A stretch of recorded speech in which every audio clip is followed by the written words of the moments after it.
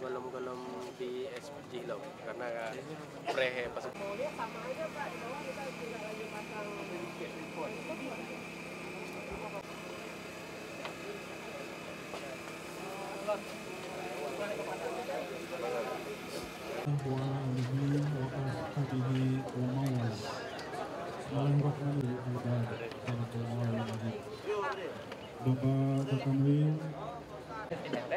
Maka teleskop itu mampu mengumpulkan cahaya sebanyak 100 kali dibandingkan dengan mata kita.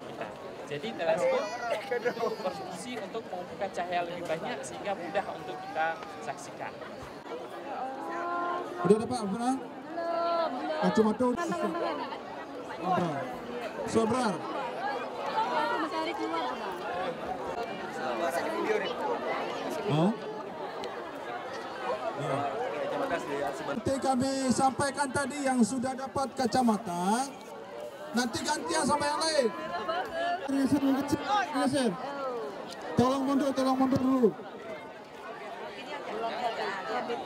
Tolong mundur. Ini kalau foto langsung nggak bisa.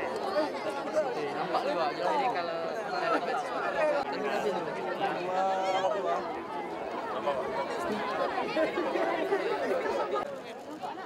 Udah, itu udah sama itu.